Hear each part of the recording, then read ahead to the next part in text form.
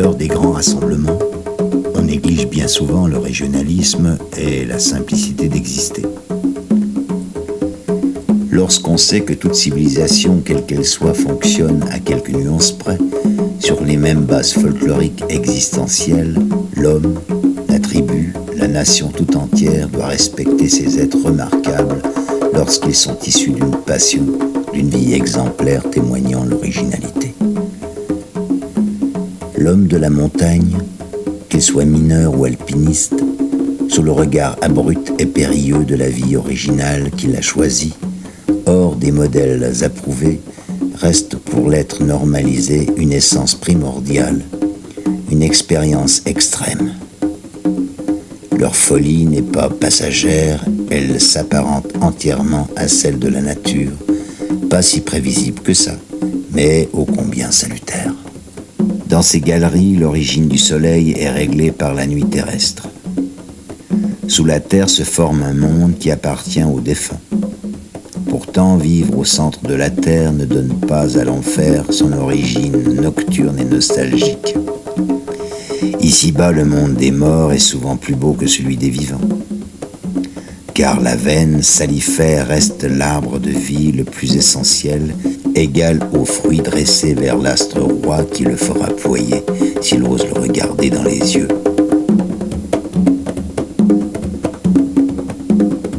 Vivre ces extrêmes produit une évolution sociale et idéologique qui spiritualise la notion de la divinité et du dédoublement. Les obstacles qui se dressent au cours du voyage transforment tout jugement moral au besoin d'une conscience de l'effort et de la souffrance. Alors naît une conjonction qui fait couler comme une source le fiel du plaisir, l'élixir paradisiaque. Sa propre adrénaline, en un mot vulgaire, son plaisir, voire même son bonheur.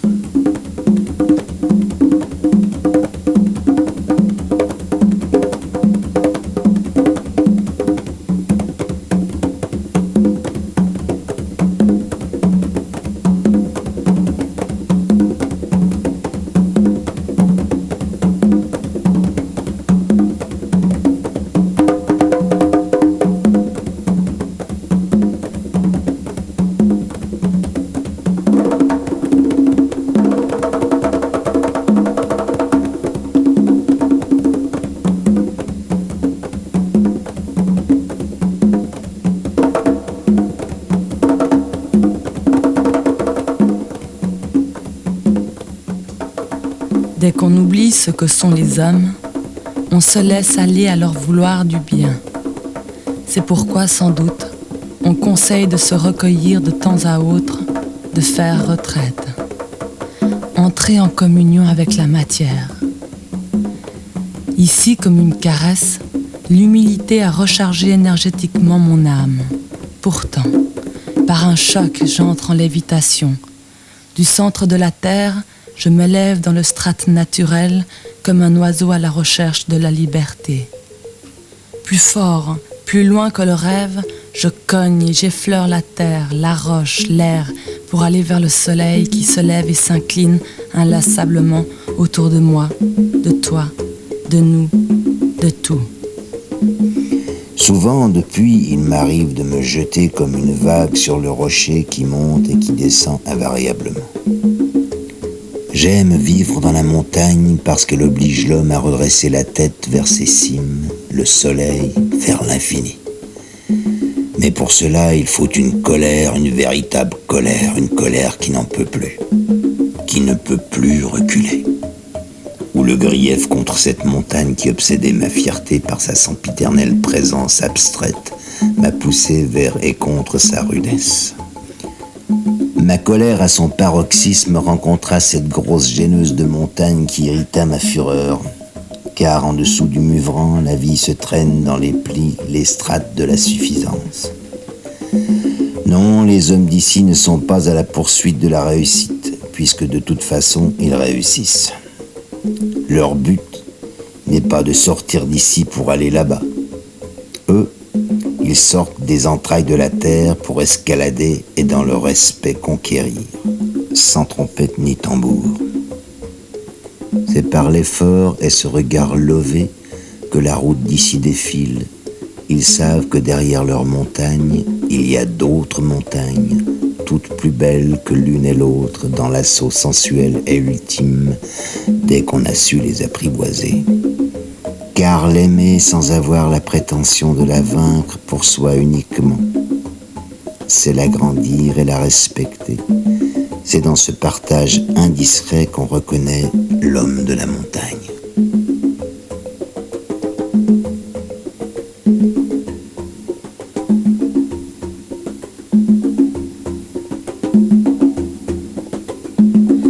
Il ne faut pas simplement aimer, il faut s'intégrer totalement à elle pour comprendre.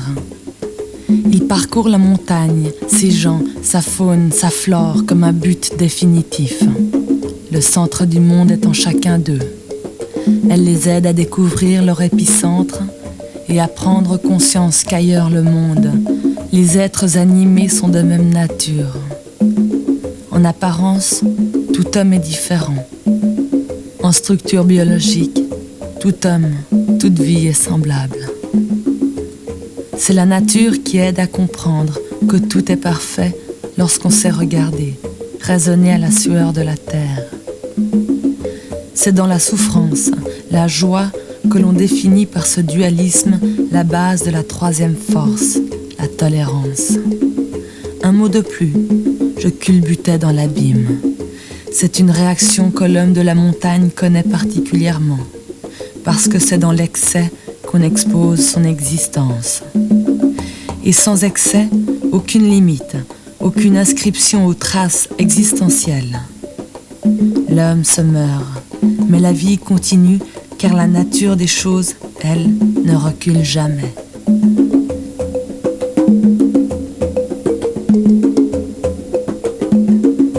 Observez bien.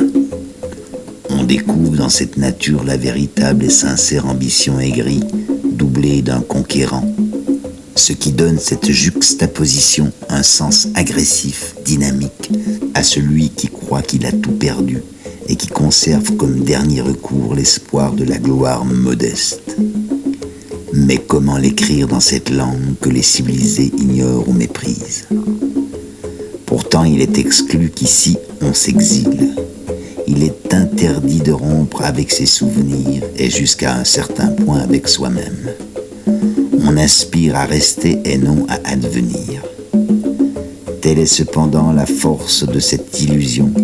C'est avec l'idée d'en être arraché un jour de ce monde pourri, par une célébrité aussi subite qu'inconcevable.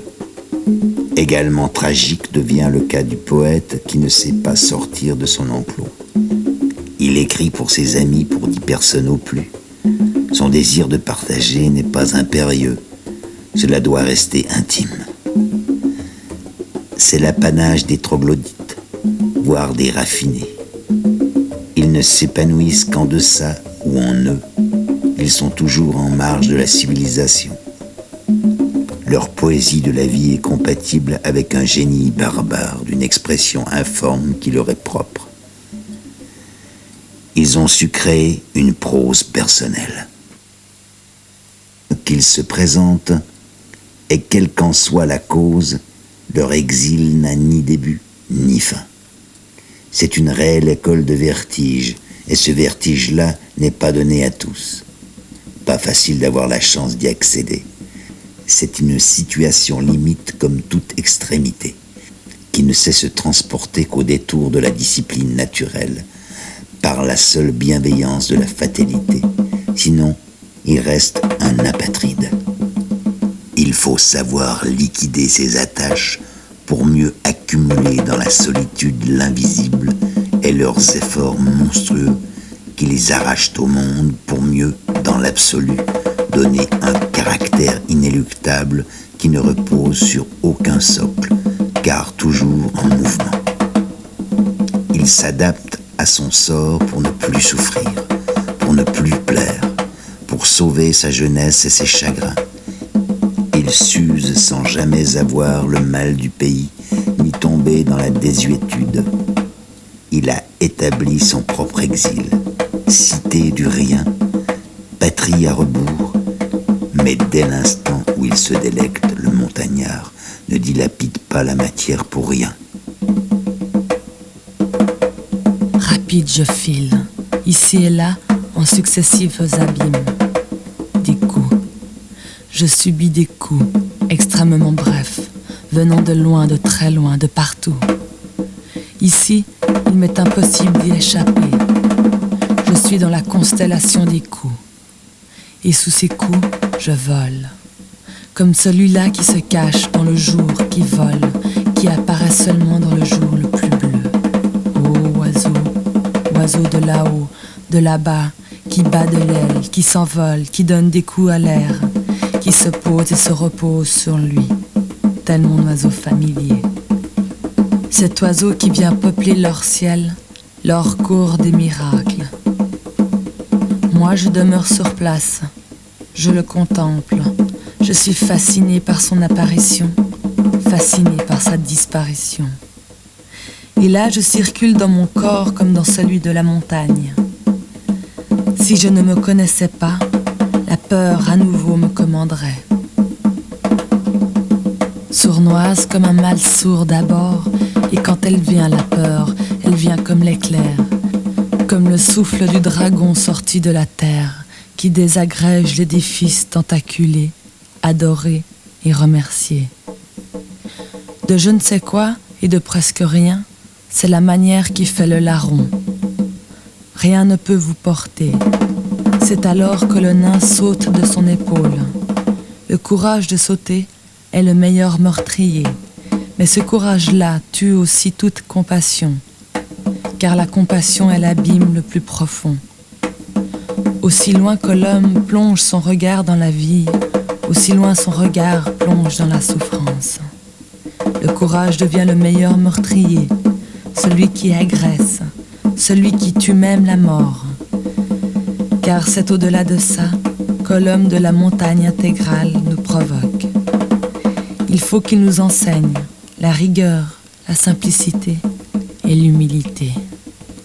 Alors là-haut sur un pic, ils s'apparentent aux chamois. Leur symbole excessif en tout, marcheurs, escaladeurs face à la tyrannie du paysage et de leur enracinement, de leurs attaches acosmiques, ils sont des hommes d'ici. Ils ne supportent pas d'être l'étranger d'un autre. Traduire leurs sentiments, évoquer, prétendre, puis entraîner, ne s'apparente pas à leur slogan. Si tu veux, tu peux. Car pour eux, l'exode des autres est devenu leur assise, leur certitude, leur chez-soi, qu'il a fallu partager envers et contre tout. Pour le meilleur et le pire, ils incarnent les extrêmes du bas et du haut, auxquels certains autres aspirent sans jamais en atteindre les réelles profondeurs et hauteurs. Pourtant, avec malice, ils nous poussent au-delà de nous-mêmes, comme leur teneur en absolu dépasse la nôtre. Ils offrent tout de même, en bien ou en mal, l'image idéale de nos capacités. Leur aisance dans cet équilibre, cette routine qu'ils ont acquise, déconcerte à plus d'un titre, seul peut-être, les vrais marins pourraient interpréter cet interminable schisme, à la différence qu'ici, l'horizon est toujours là-haut et non là-bas, qu'ils n'ont aucun repère quant à la rotondité de la terre, que le soleil se lève derrière une montagne et qu'il se couche derrière une autre, et cela inlassablement, comme l'incarnation même du fanatisme. Leur inclination pour l'idée libérale est plutôt acquise qu'innée. Le plus intolérant et le plus persécuté unissent leur universalité au plus strict du particularisme. Contradiction de nature, il est inutile de la résoudre ou de tenter de l'expliquer. Usés jusqu'à la corde, leurs exploits, leurs scandales n'étonnent plus personne. Et pourtant, ils devraient nous incommoder, tout comme ces peuples, ces tribus exotiques dites primitives qui inondent nos petits et grands écrans. Pourquoi, Ceux d'ailleurs, loin là-bas, seraient-ils différents et plus intéressants? Je ne serais pas un infidèle, je serais fidèle à leur cause, à toutes les causes qui sont authentiques, vraies, entières, en un mot, naturelles. Mais comment définir sans sacrifice, sans hémorragie spectaculaire, ce qui rend le sublime facile? Imbus de leur crise de conscience, les montagnards se prélassent à la lumière du mûvrant. Seuls ceux qui creusent sont à l'ombre, où la température voisine les 17 degrés, chose étrange. La moitié de notre température corporelle, et cela toute l'année. Ils n'ont ni chaud, ni froid.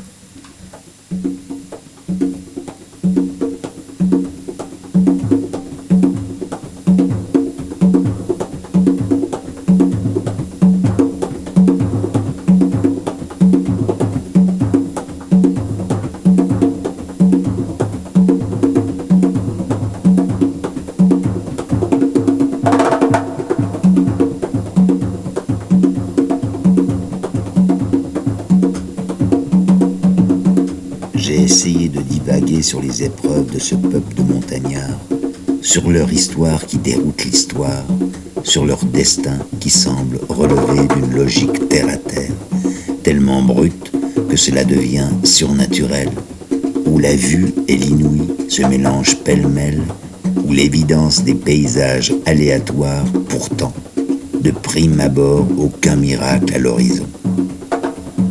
Comme une tribu à l'ombre matinale, tous au labeur très tôt, ils s'enfouissent dans l'insolite. L'aurore est cavernicole et minéralogique.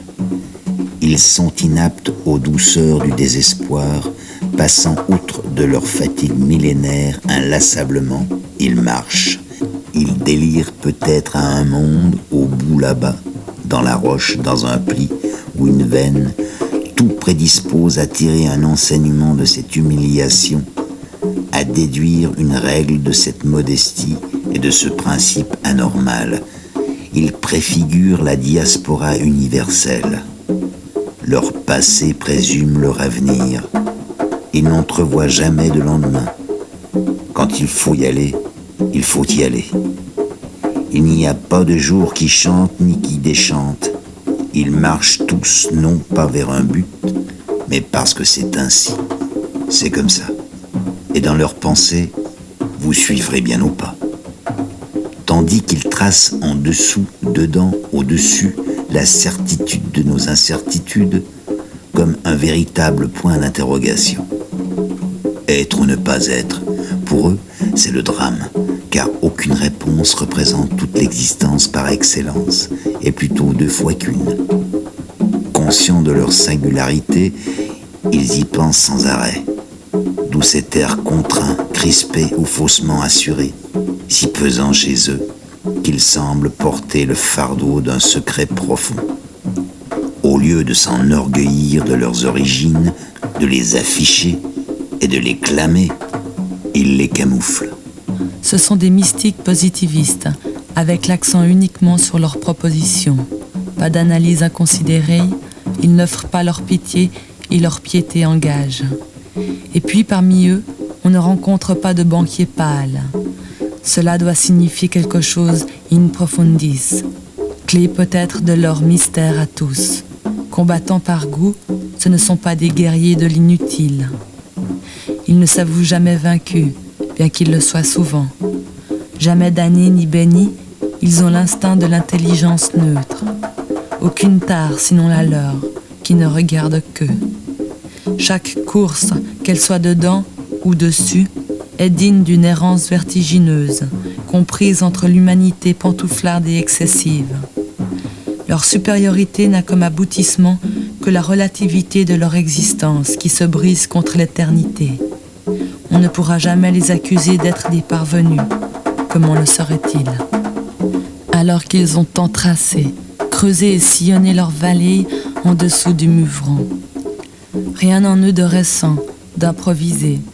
Leur promotion à la solitude coïncide avec l'aurore de l'histoire. Leurs défauts mêmes sont imputables à la vitalité de leur vieillissement, aux excès de leur astuce, et de leur acuité d'esprit, à leur trop longue expérience. À force d'ignorer le confort de leurs limites, ici sous le muvran, la sagesse ne va pas en exil, et plus qu'ailleurs, les gens d'ici atteignent des âges ancestraux. Nier leur courage face à la vie, c'est méconnaître la haute qualité que l'air et le soleil procurent à ce peuple, qui a su en tirer non pas une réfraction, mais une expansion. Ils jouissent d'un microclimat exceptionnel. Vivre à plus de 1000 mètres procure un équilibre et une justesse, une composition que je n'ai pas facilement trouvée ailleurs. C'est cette longue histoire d'un être qui a déjà beaucoup vécu, qui a traversé toute l'épaisseur des intermédiaires temporels pour devenir cet homme de montagne. Cette histoire onirique ne peut se lire que dans la morphologie de lui, cet être qui est toute l'histoire de ce fragment existentiel, spatialement spartiate. Ni son passé, ni son avenir, son devenir ne figurent dans l'optique actuelle. Pourtant, un tel être est tout entier présent, je dirais totalement et invariablement présent. C'est son nominalisme positiviste qui énonce sa vérité comme celle de la palisse. Mieux encore, rien matériellement ne différencie un souvenir présent, rappelé par une image simplement présente. Il est bien vrai que l'hypothèse de la conversation d'un tel état d'esprit est la copie conforme de l'origine, quelle qu'elle soit. Ce qui est vrai dans le présent se soucie peu du passé et du futur. Leur paraître économique et positif est leur charme absolument persuasif, celui qui vous saisit au vol et qui s'exhale dans la grâce et la volupté dogmatique. Ici, j'ai goûté le goût de leur manière qui fait naître à chaque instant, dans un moment privilégié, les traits de leur visage comme une disparité dynamique, au statique de leur allure, de leur structure corporelle, comme une statue de sel qui a péché. La manière ici est comme le charme de toute naissance qui n'a rien de fixe, d'idéal, de vrai. Ils savent par intuition que depuis le début des temps, chaque être est né des entrailles de la terre. Au-delà de ça, c'est de la corruption, des fantasmes décevants, trop privés, pour être partagés, donc sans consistance. Ici, on n'enseigne pas la pudeur, c'est un acquis naturel, donc respectueux, monsieur. On considère aujourd'hui le temps comme une matière impalpable, immobile, qui n'existe ni n'est constituée sans la substantialité de l'être. Cela est dans leur mesure par excellence, leur philosophie instinctive.